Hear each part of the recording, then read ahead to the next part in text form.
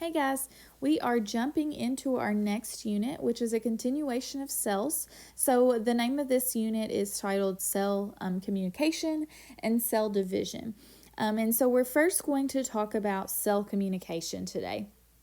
And so, cell communication or cell signaling is the way that cells talk to each other, and it's really important to be able to make things happen in the body or in living organisms to send messages, to send chemical signals, and so all the cells are kind of on the same page and responding. And so these signals are sometimes referred to as a signal transduction pathway. It's the response that you get in the cell because of a signal that was sent. And so that series of steps that's followed, sometimes it's a few steps, sometimes it's many steps, but the series of steps that happens from the from the stimulus or from the signal to the response is known as the signal transduction pathway. Okay, so let me just give you a little diagram. So we have a stimulus, we have a series of steps. So each of these represents like steps. And then finally we have a response. And so this whole thing is referred to as our signal transduction pathway. A series of steps that elicits a cellular response because of a signal. Okay, so let's talk about what are some different signals that cells send. Well, many times in your body, or maybe I shouldn't say many times, but have you ever had like a flight or fight situation? When your body releases epinephrine, something crazy happened. You hear about people sometimes that just have like superhuman strength. So they release epinephrine in the endocrine system, and that is sent all over the body. Okay, so that's a long distance signal. We're going to talk today about two classes of signals, local signals and long distance signals. So that's sent all over the body. That's a long distance signals. And so you see lots of different things happen when epinephrine or adrenaline is released. The digestion stops. That's not really important. Like, who cares about their stomach digesting when they need to, move a car to pick up, to save a puppy dog or something. But digestion stops, but the, dilation to the muscles and the blood vessels dilating, that's important. Pupils dilate, and that's important. The heartbeat increases, and that's important. Oxygen, you breathe faster, and that's important. So there's lots of different responses because of that stimulus, the puppy dog being trapped under the car, and that release of that cell signal, that signaling molecule epinephrine. Okay, so that's kind of what we're talking about here. So let's discuss a few other examples. Cell signaling is important for bacteria as well. So it happens not just in human cells, but also in bacteria cells. So bacteria kind of they have a feature that they can do called quorum sensing. And so they can sense density. They can sense when there's other bacterial cells nearby and they aggregate or clump together. So when you see, this is kind of a gross example, but if you have plaque on your teeth, those bacteria have clumped together because of quorum sensing, because they sense those other neighboring bacterial cells nearby. You wouldn't see a few spots of bacteria on your teeth. You can't see them, they're tiny. But when they clump together and they form that aggregate, they form that film that you see. Same thing happens like on the top of an aquarium. When you kind of get a film on the top of a fishbowl or a fish tank, that's because of those biofilms come from those bacteria that clump together. So it's also important for cells as they grow and divide. So normally when cells grow and divide, they grow and divide and they form one nice flat even sheet, and when they fill that flat layer, then they stop dividing. Now, sometimes cells stop responding to cell signals. And when you have that happen, that can result in things like cancer. And we'll talk more about that in the latter part of the unit. But when they don't respond to those cell signals, then that's going to be a different type of problem that you would see. So cells release these signals, okay? So like here's a signal that cell A has released here. And this other cell, the other A, this one's alpha, we'll call it alpha. Alpha has released here, and cell A receives that signal, okay, those alpha factors. So for this bacterial cell, this yeast cell that we're talking about in this diagram, this is helpful for them to be able to mate. Cell communication for those neighboring cells allows them to be able to mate. Cells can also communicate through gap junctions and plasmodesmata. We talked about those in the last unit. Gap junctions in animal cells and plasmodesmata in plant cells. Those little like tunnels between the cells. So we talked about them in allowing like ions to diffuse and food particles and other things like that. But they can also allow chemical signals to diffuse. Okay, so have you ever had a cut on your leg and you want that cut to stop bleeding, right? And so you need platelets to come to that site on your leg and clotting factors to come and help that cut to stop bleeding. Well, how does that happen? That happens because of cell signaling, okay?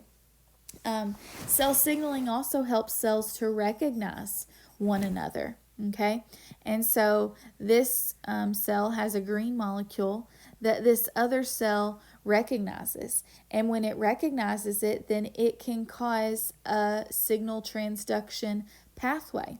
So this binding would be the stimulus, and whatever happens inside that cell would be the response. Okay, so it can be for cell to cell recognition, or that could stimulate another pathway or another response. Okay, so those are just very generic, general examples. Okay, so as I said, cell communication can be defined as local or long distance signaling or local or long distance communication. So we're going to talk about 4 types of local signaling. So local obviously are going to affect cells in the nearby area. So our clotting factors would be an example of that. Okay. So for a clotting factor, so let's say this cell, right, it is damaged, okay, it has had a blow. And so it releases these signals. And this is, I don't know that that's what really this example is trying to show, but I'm going to make it for this example. And so it releases these signals into the extracellular fluid, which is the fluid outside of the cell.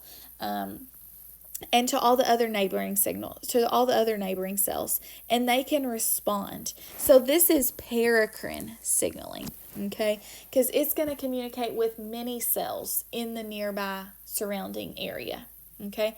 And so in a damage, like in an accident or when we need those platelets to come, that is an example of paracrine signaling, okay. Sometimes para means near. Okay, para means near, and so it's nearby. Autocrine signaling is going to be when a cell signals itself. Okay, and we'll talk about more specific examples of this a little bit later on. I just want you to nail down the different types today. So autocrine signaling, sometimes a cell may signal itself. Okay. Juxtacrine signaling is going to require very close contact. Okay, so they have to be like basically almost touching, very close contact. Okay, so like we talked about with the growth factors and those cells when they touch up beside each other, like we see in mitosis, and we'll talk about this again later as well. But when they touch up beside each other, they stop dividing. I have a picture of this somewhere. It'll take me a minute to get there.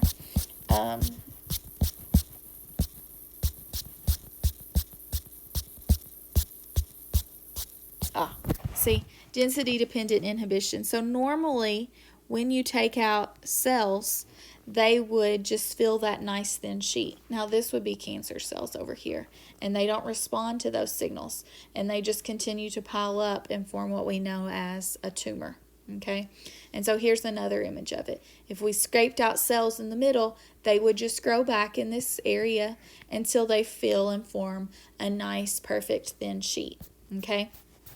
So that might be an example of juxtacrine signaling. They have to be in very close contact. Okay, not just all of the neighboring cells are going to respond, basically just the ones that are touching. Okay, and then last is synaptic signaling. So synaptic signaling is going to be in the nervous system. It's going to be a more specific signal that you have. So we've got neurons. Some of you all that have had HBS, you know what a neuron looks like. Okay, but basically it kind of looks like that. And so you have the neurons that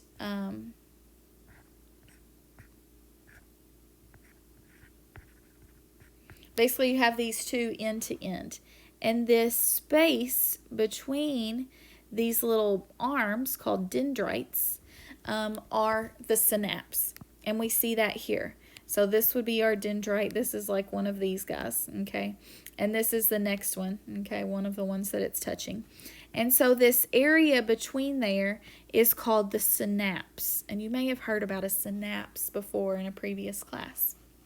And so those electrochemical signals move across the synapse from the sending cell, so this is like the sending cell, to the target cell. And then the target cell is stimulated. So synaptic signaling are going to be specific to nerve cells, and that's how chemical signals are sent through nerve cells, okay? But they have to be close by. Now, you can send a signal from your brain to your toe, but it has to go through a lot of nerve cells before it gets there, okay? So each one is only going to signal the neighboring one.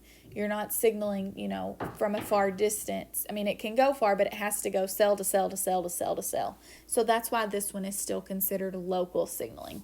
Each cell is only signaling a cell that is very close by, okay? So then the second one is long distance signaling. So generally endocrine signals are going to be long distance signal. And that's what I was just talking about a moment ago with the adrenaline, okay, or the epinephrine and the fight or flight. Okay, that is going to be a long distance signal.